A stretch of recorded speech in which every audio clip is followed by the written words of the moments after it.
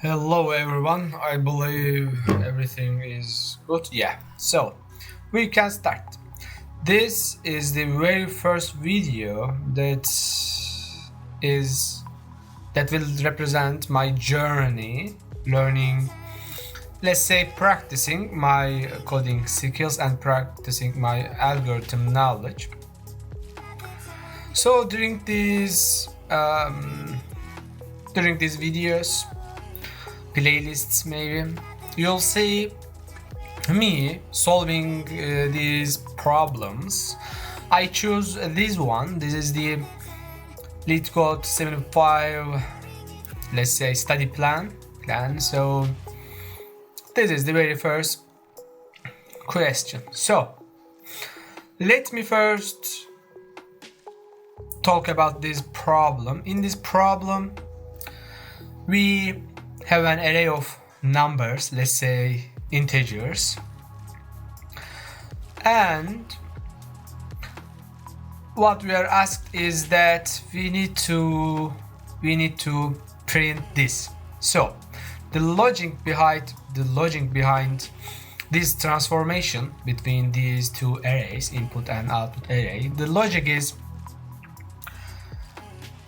the first element of the output will be the first sum, let's say sum. The second element will be the summation of the first two numbers. And the third one, the third element will be the summation of first three integers.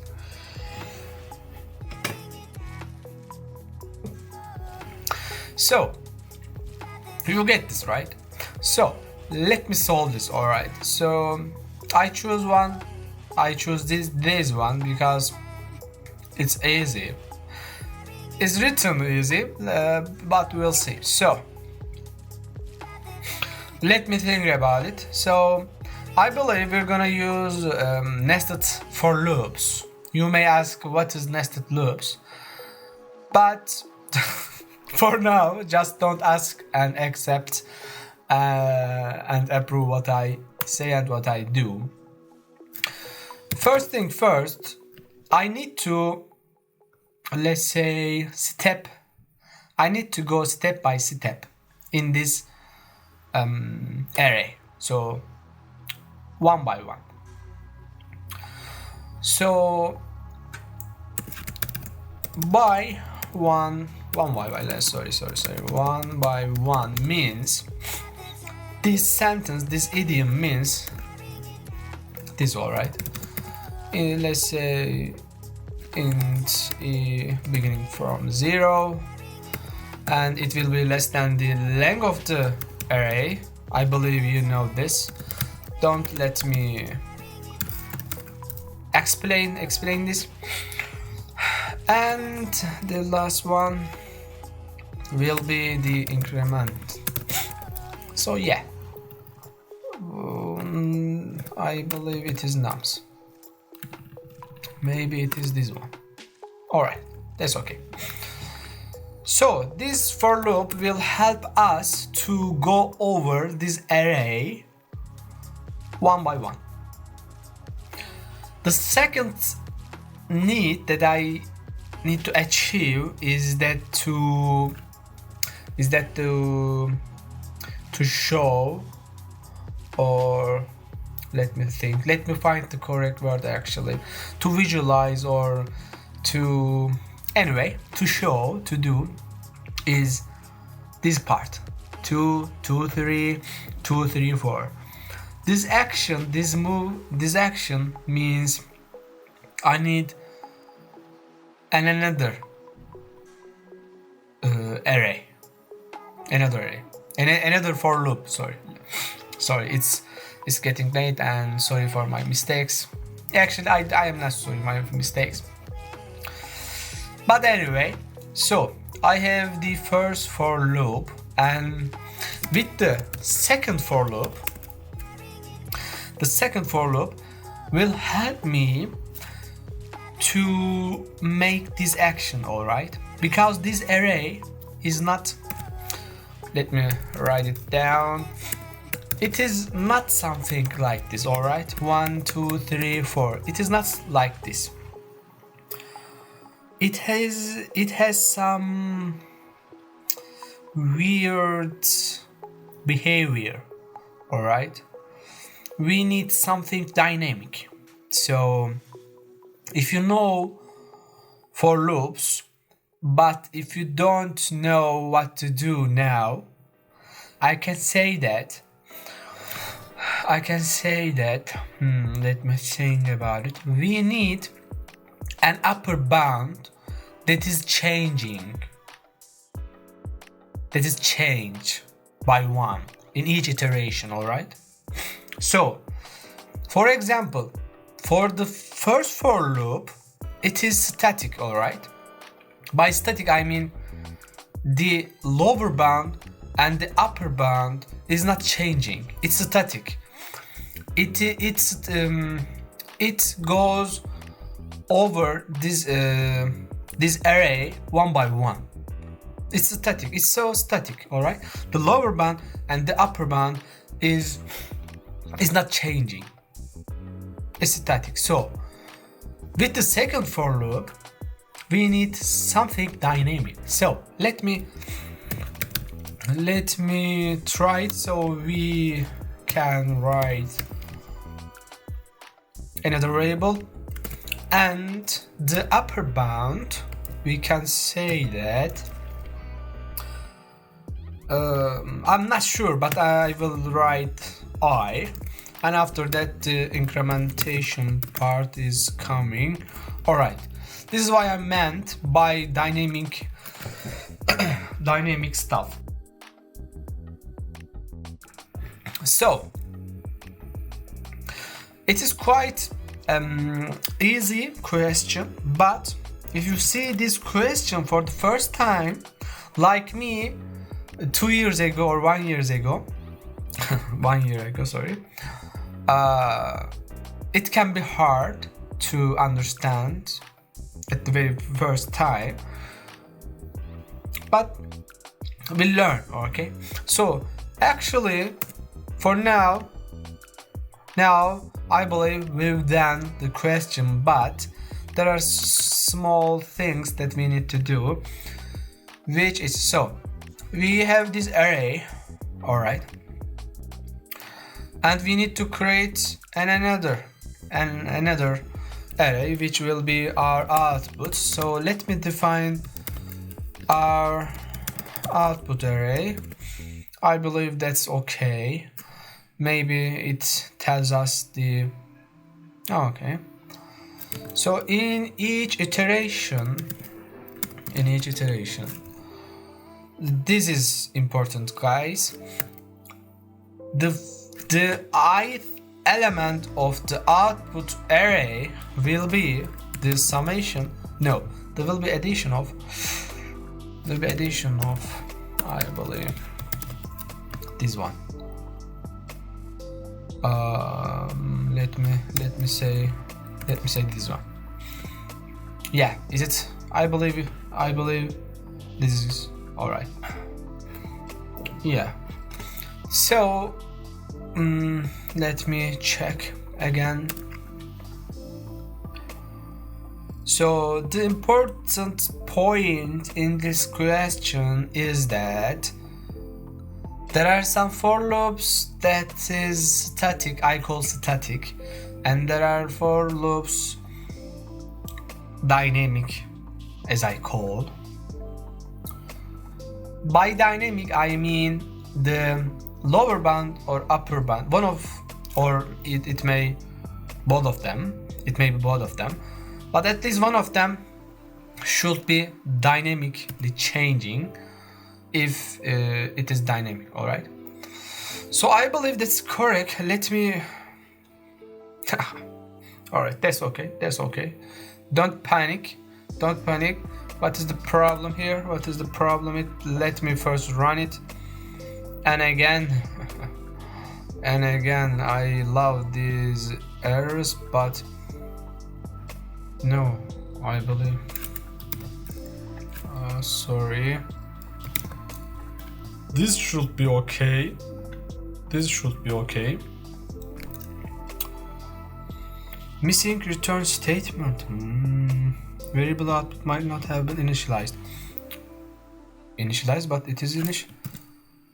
Maybe yeah. For actually, I realized while I was writing it, I believe it expected me to define the length or the length of the array. Yeah, I believe this should be okay. What happened here is that if you define array, no. Let me talk about this mistake in another video because that's a different topic. But for now, you can assume, you can forget this part, and you can assume we initialize an array, and we override this array by doing this. So let me missing return statement, line 13, missing. Do you want me to write another pending? Oh no. This, let me delete this and delete this.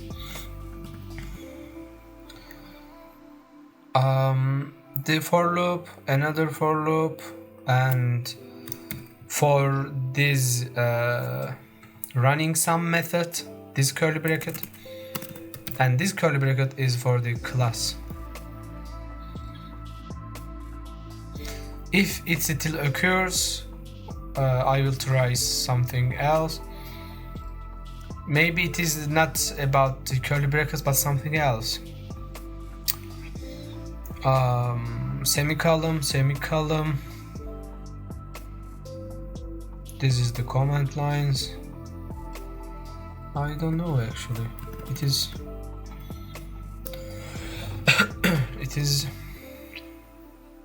is weird, man. Okay. From now on, I will try to solve this. For now, let me try it, all right?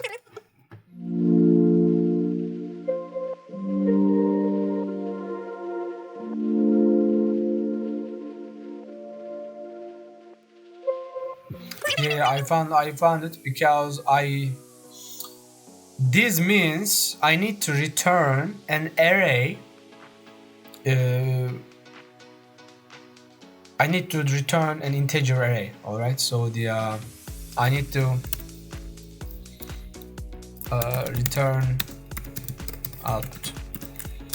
Yeah, because this means that I need to return illegal character. What is return output? What does it mean, bro? Integer array.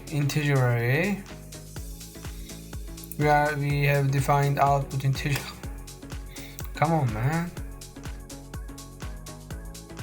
Wrong answer. All right.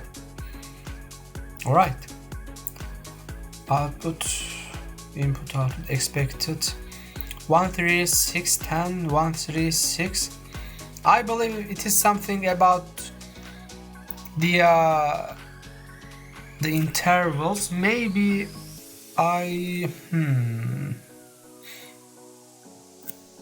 maybe it is something about the beginning, and the end part. So let me think again.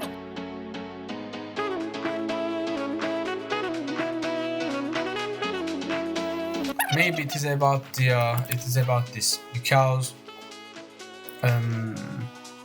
no, I need to alright, let me think about it. So I need to, for the first character, for the first digit of the output array, I just need to take the first thing from the nums array. But the second digit, I need to sum these two. So I believe it should be 0. Yeah, it should be 0.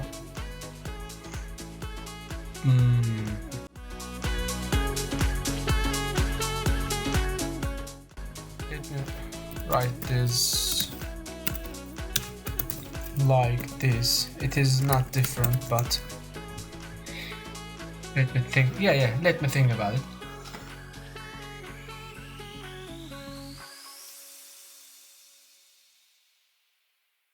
It is weird actually, because it says that the first character of output is 0, but I don't expect it to be 0, because the first character of nums array is, in our case, is 1, and this is 0. If we sum these two things up, it will give us 1 actually. It's quite weird. 0. Yeah, let me think.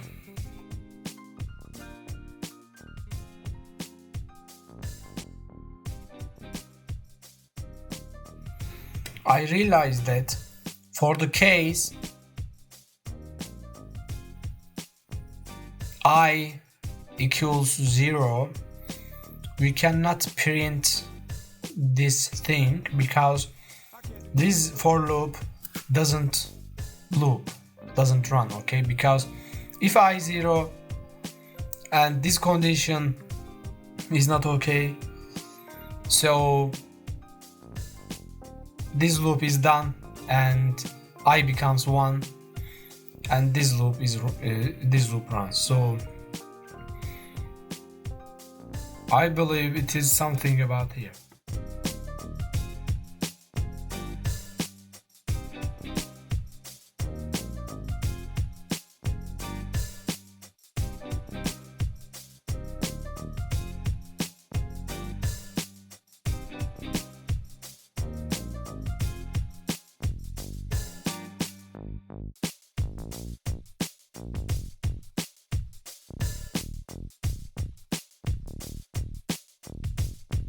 I realized that for the first character it is this, for the second character it is this.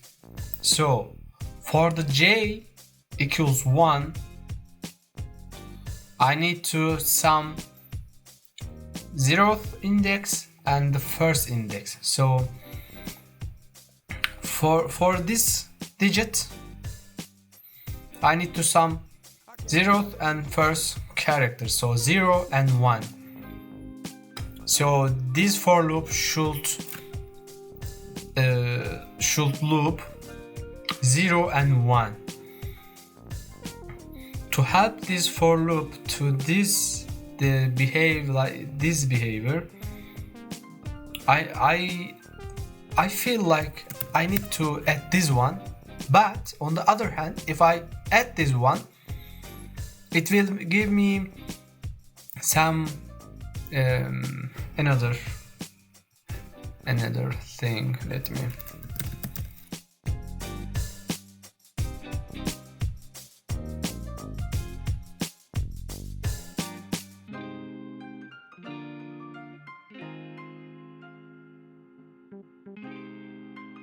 I can't do nothing with you.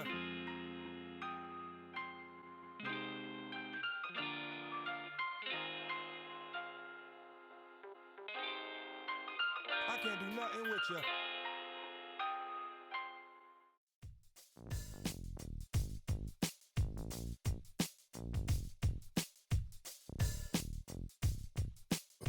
Yeah, I finally find it. So index out of bounds.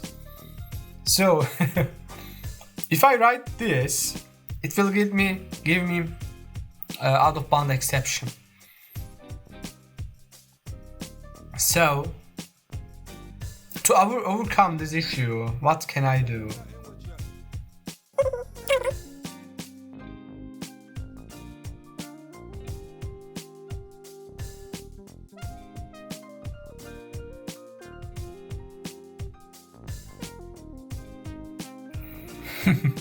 Alright, so I didn't understand why it worked,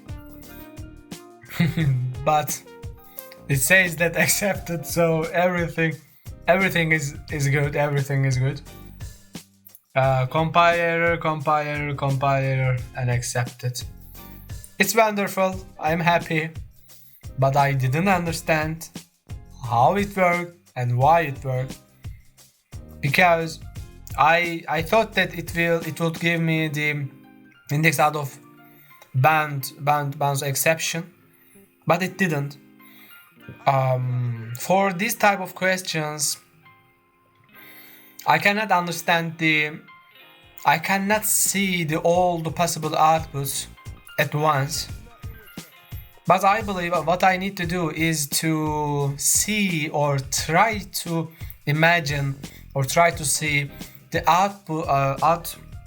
outbounds, the lower bound and the upper bound of possible outputs. Don't think about the outputs in between. But, and again, I cannot imagine or I cannot see what would happen if I write, let me say, 2. I can see actually if I write 2 here, it will definitely give me an out of bounds exception because it exceeds the limitation, I believe. So yeah, I will study this question and I will try to write it all possible outputs, and I will try to understand why it didn't work when I wrote 0 here and why it worked when I write here 1. So for this question, this is all. Thank you for watching and thank you for listening. Yeah, see you next time.